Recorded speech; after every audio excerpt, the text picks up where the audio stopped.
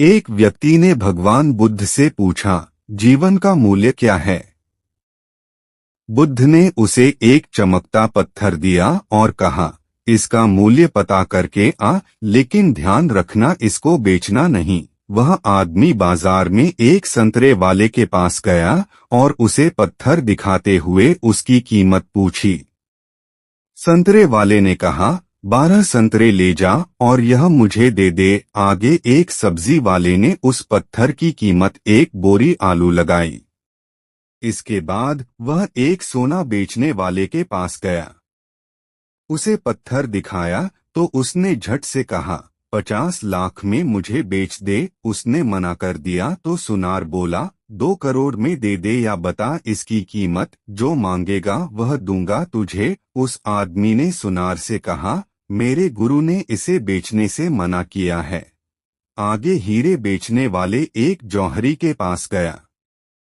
जौहरी ने जब उस बेशकीमती रूबी को देखा तो पहले उसने रूबी के पास एक लाल कपड़ा बिछाया और उस बेशकीमती रूबी की परिक्रमा लगाई, माथा टेका। फिर जौहरी बोला, कहाँ से लाया है ये बेशकीमती रूबी? इसकी कीमत नहीं लगाई जा सकती। वह आदमी हैरान परेशान सीधे बुद्ध के पास आया। उन्हें पूरी कहानी सुनाई और बोला, अब बताओ भगवान, मानवीय जीवन का मूल्य क्या है? बुद्ध बोले, संतरे वाले ने इस पत्थर की कीमत 12 संतरे बताई, सब्जी वाले ने 1 बोरी आलू, सुनार ने 2 करोड़ रुपए और जौहरी ने इसे बेशकीमती माना। ठीक यही स्थिति तुम्हारे जीवन की भी है। तू बेशक हीरा है, लेकिन ध्यान रखना कि सामने वाला तेरी कीमत अपनी हैसियत, अपनी जानकारी और अपनी समझ से ही लगाएगा। जीवन का मूल्य समझ आने के बाद उसने महात्मा बुद्ध को प्रणाम किया और चुपचाप वहां से चल दिया। एक बार एक संत और शिष्य दोनों हमेशा धर्म के प्रचार करने के लिए गांव-गांव घूमा करते थे। एक बार वो धर्म प्रचार करने के लिए किसी गांव में गए हुए थे। वहां पहुंचते ही बहुत जोर से वर्षा शुरू हो जाती है। वो संत और शिष्य वर्षा में भीग जाते हैं। वर्षा रुकने का नाम ही नहीं ले रही थी। तब वो दोनों तय करते हैं कि कुछ समय के लिए वो उसी गांव में रुक जाएंगे। वो वर्षा रुकने के बाद गांव में एक कुटिया बनाकर रहने लगे और रोज उस गांव में धर्म का प्रचार करने लगे। उस संत का उपदेश उस गांव के लोगों को सुनना बहुत अच्छा लगता था। वो रोज उनको उपदेश देने लगा। उस गांव के लोग उनका बहुत सम्मान करते थे और उन्हें भोजन इत्यादि देने के साथ दान दक्षिणा भी दिया करते थे। वो लोग काफी दिन उस गांव में रह लिए थे। एक दिन वो संत अचानक अपने शिष्य से कहता है कि वत्स, हम यहाँ काफी दिन रह चुके हैं, अब हमें यहाँ से चलना चाहिए। ये सुनकर वो शिष्य कहता है कि परंतु गुरुदेव, यहाँ कितना अच्छा है, यहाँ के लोग हमें कितना मान सम्मान देते हैं और यहाँ तो बहुत चढ़ावा भी आता है। क्यों ना कुछ दिन और यहीं रहा जाए और बाद में चलें, तब तक थोड़ा और चढ़ावा इकट्ठा हो जाएगा। शिष्य की बात सुनकर वो संत उससे कहता है कि वत्स, हम पहले ही यहाँ बहुत रह चुके हैं, अब हमें यहाँ से चलना चाहिए और हमें धन और वस्तुओं के संग्रह से क्या लेना देना है। ये सब हमारे लिए कोई मायने नहीं रखते। हमारे भीतर इसके लिए कोई मोह नहीं होना चाहिए।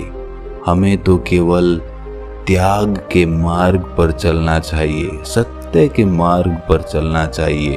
धन से हमें कोई मतलब नहीं होना चाहिए।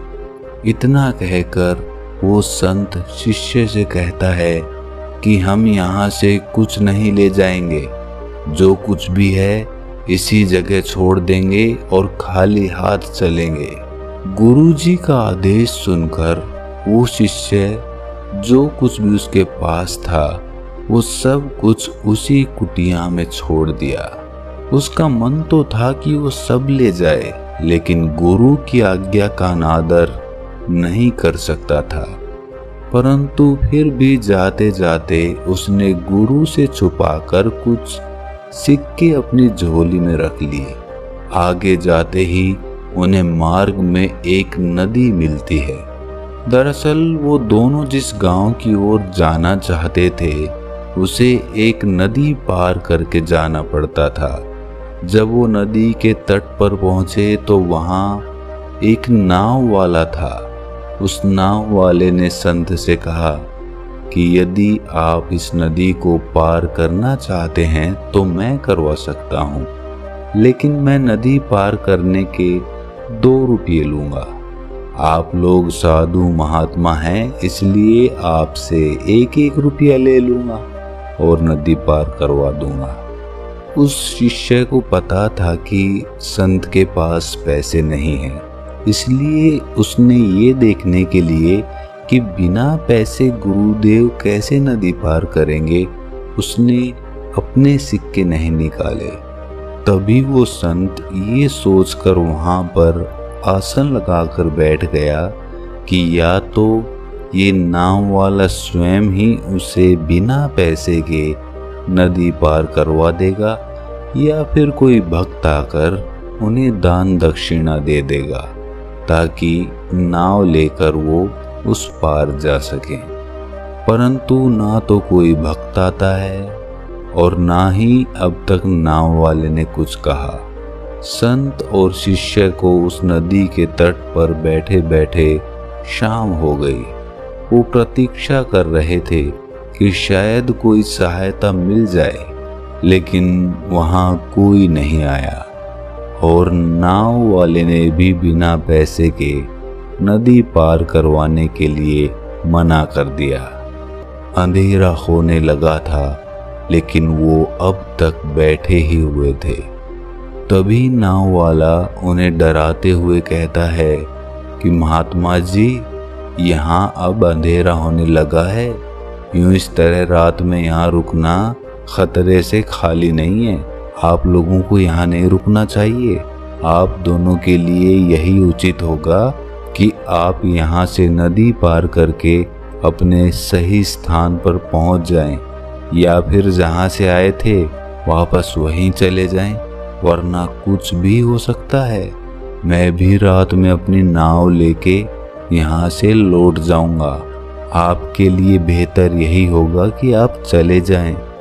उस नाविक के मुंह से जैसे ही शिष्य खतरे का नाम सुनता है वो डर जाता है और घबराकर तुरंत अपनी झोली से सिक्के निकालकर नाव वाले को दे देता है और कहता है कि आप जल्दी से हमें नदी पार करवा दीजिए।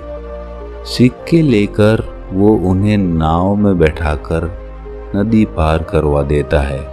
नदी पार करने के बाद संत गुरु शिष्य नदी पार करने के बाद संत शिष्य से पूछता है कि तुमने गांव का चढ़ावा क्यों लिया? मैंने तुम्हें सब कुछ छोड़ देने के लिए कहा था, फिर भी तुमने मेरी बात नहीं सुनी, क्यों? तब वो शिष्य कहता है कि गुरुजी, यदि वो सिक्के मेरी झोली में ना होते तो हम दोनों कष्ट में पड़ जाते। रात का समय था, कुछ भी हो सकता था। इन्हीं सिक्कों ने हमारी रक्षा की है।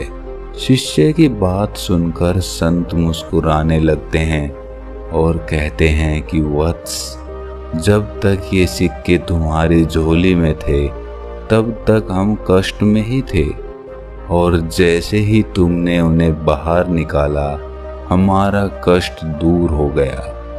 यही मैं तुम्हें समझा रहा था कि त्याग में ही सुख है।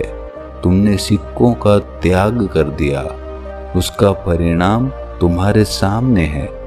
ये कहकर संत ने बाकी के सिक्के किसी गरीब को दान कर दिए और आगे चले गए। तब वो शिष्य कहता है, अगर मेरे पास ये सिक्के नहीं होते तो हम नदी पार नहीं कर पाते, और आप कहते हैं कि सिक्कों का त्याग कर दो। तब गुरु कहते हैं कि वत्स, तुम अब भी भूल कर रहे हो। जब तक सिक्के तुम्हारे पास थे, तुम्हारे मन में दुविधा बनी हुई थी, क्योंकि तुम्हारा मन चोरी से भरा हुआ था। तुम्हारे मन में ये चल रहा था कि गुरुजी ने मना किया, लेकिन मैंने फिर भी वो सिक्के उठा लिए। उन सिक्कों की वजह से तुम्हारे मन पर एक बोझ बना हुआ था, लेकिन जब वो सिक्के तुमने नाव वाले को दे दिए तो तुम्हारे मन का बोझ हल्का हो गया। तुम्हारे मन पर से बोझ उतर गया। याद रखो वत्स, कोई भी चीज जो तुम्हारे मन से चिपटी हुई है वो तुम्हारे मन पे एक बोझ बनी हुई है। यहाँ तक कि जो कपड़े तुमने पहन रखे हैं वो भी एक तरह का बोझ ही है।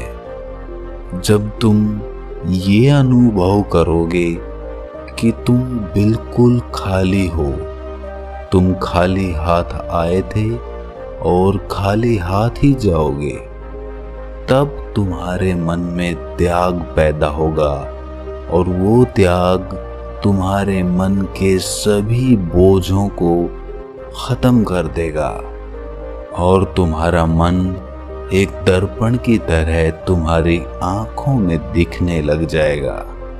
दोस्तों, हमने भी अपने जीवन में ये कई बार अनुभव किया होगा, जैसे कि जब हम घूमने जाते हैं और अपना कोई साधन साथ ले जाते हैं, जैसे कि बाइक या गाड़ी, तो हमारे अंदर घूमते वक्त ये चिंता लगी रहती है कि मेरी बाइक मैं कहाँ खड़ी करूं, या फिर जहाँ पे मैंने अपनी बाइक खड़ी की है वो सुरक्षित होगी या नहीं होगी, कहीं उसकी चोरी तो नहीं हो गई होगी।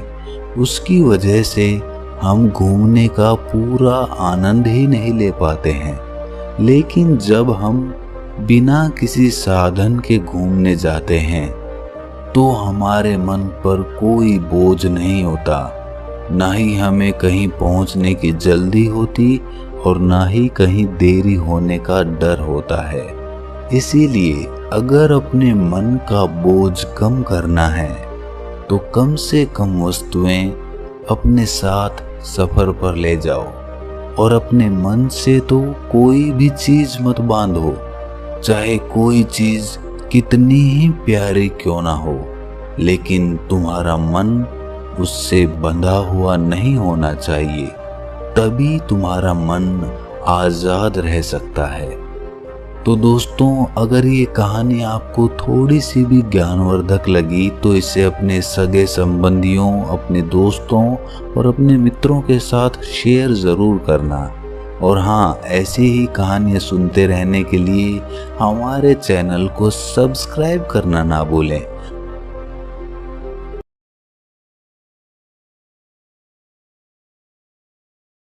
Thanks for watching. Please subscribe.